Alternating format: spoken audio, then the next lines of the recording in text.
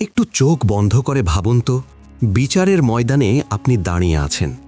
আপনার সামনে আপনার সারা জীবনের আমলনামা।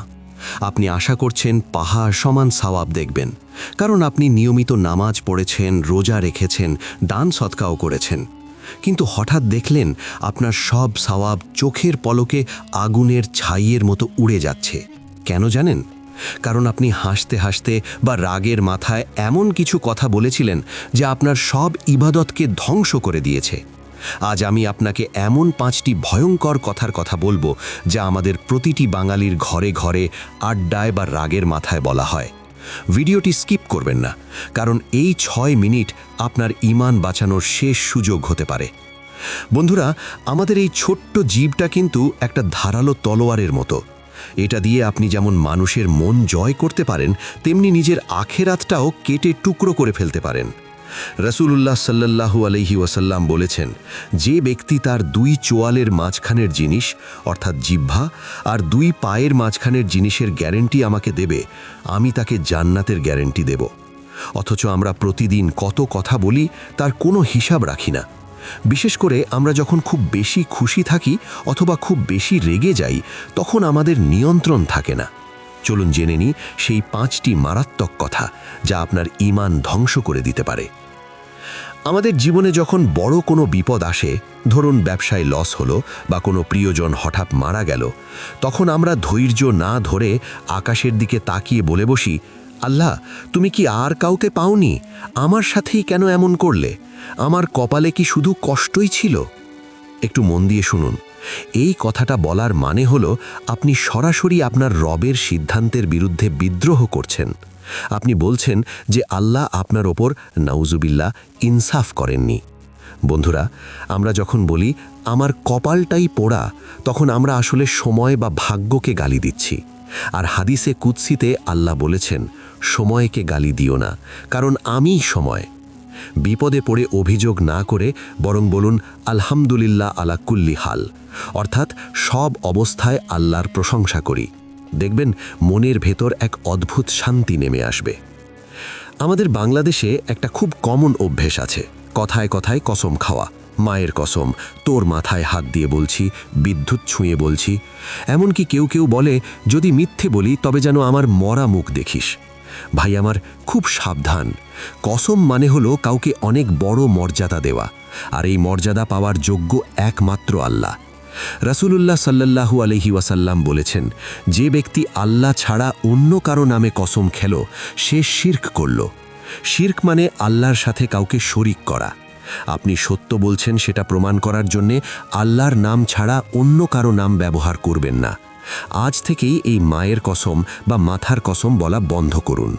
আমরা যখন একটু ইবাদত করি, তখন আমাদের ভেতর এক ধরনের আধ্যাত্মিক অহংকার চলে আসে। আমরা অন্যদের খুব ছোট নজরে দেখি। হয়তো কেউ একটা গুনাহ করছে, আমরা তাকে দেখে বলে দিলাম, তোর কপালে জাহান্নাম আছে, আল্লাহ তোকে কোনো দিন মাফ করবে না।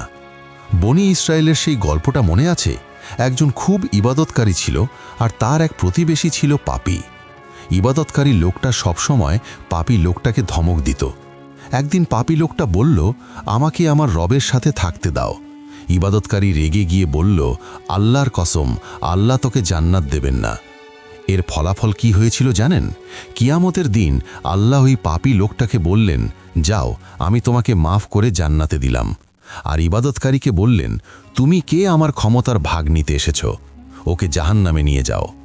বন্ধুরা, কারো জান্নাত বা জাহান্নামের ফয়সালা করার আমরা কেউ নই। এই পয়েন্টটি আমাদের মা বোনদের জন্য খুব জরুরি। আমরা জানি মায়েরা সন্তানদের কত ভালোবাসেন, কিন্তু রাগ হয়ে গেলে তারা হিতাহিত জ্ঞান হারিয়ে ফেলেন। চিৎকার করে বলেন, তোর মরণ হয় না কেন? আল্লাহ যেন তোকে তুলে নেয়, তোর মুখ যেন আর না দেখি।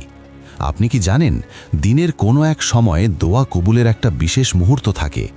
যদি আপনার বদদোয়াটা ওই সময় কবুল হয়ে যায়, আপনি কি পারবেন আপনার আদরের সন্তানের নিথর দেহটা নিজের হাতে দাফন করতে? কবরে মাটি দেওয়ার সময় ওই রাগের কথাগুলো কি আপনার বুকে তীরের মতো বিঁধবে না? তাই রাগের মাথায় বদদোয়া নয়, বরং বলুন, আল্লাহ তোকে হেদায়েত দিক, তুই মানুষের মতো মানুষ হ। আপনার এই দোয়াই হয়তো ওর জীবন বদলে দেবে। সবশেষে যেটা বলবো, সেটা বর্তমান আধুনিক যুগের এক ভয়ঙ্কর রোগ। স্মার্ট সাজার জন্যে বা আড্ডায় কুল হওয়ার জন্যে আমরা অনেক সময় দাড়ি রাখা, বোরখা পরা বা নামাজ রোজা নিয়ে ঠাট্টা করি। হয়তো বন্ধুকে বললেন, দাড়ি রেখে তোকে ছাগলের মতো লাগছে, বা এই যুগে কেউ এভাবে পর্দা করে? আল্লাহর কসম ভাই, এটা সরাসরি কুফুরি। পবিত্র কোরআনে সূরা তাওবায় স্পষ্ট বলা আছে, যারা আল্লাহ এবং তার সুন্নাত নিয়ে ঠাট্টা করে তারা ঈমান আনার পর আবার কাফের হয়ে গেছে। বিনোদনের অনেক জায়গা আছে, কিন্তু খবরদার, আল্লাহর বিধান নিয়ে কখনো মজা করতে যাবেন না। এটা আপনার সারা জীবনের সব আমলকে মুহূর্তেই শূন্য করে দেবে। প্রিয় দর্শক, জীবনটা অনেক ছোট, কখন যে ডাক চলে আসবে আমরা কেউ জানি না।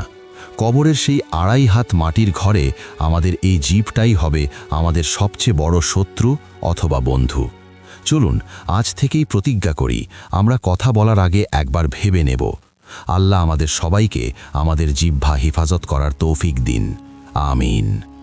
এতক্ষণ অনেক সিরিয়াস কথা বললাম, এবার একটু ভালো কথা বলি।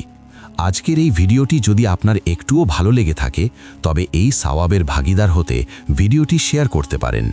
আর আমার বকবক যদি আপনার সহ্য হয়ে থাকে, হাসি, তবে আমাদের এই ছোট্ট পরিবার জ্ঞানাঙ্কনে যোগ দিতে ভুলবেন না। একটা লাইক দিয়ে উৎসাহ দিলে পরের ভিডিওটা আরও জলদি নিয়ে আসব। আপনার দিনটি আল্লাহর রহমতে কাটুক। আল্লাহ হাফেজ।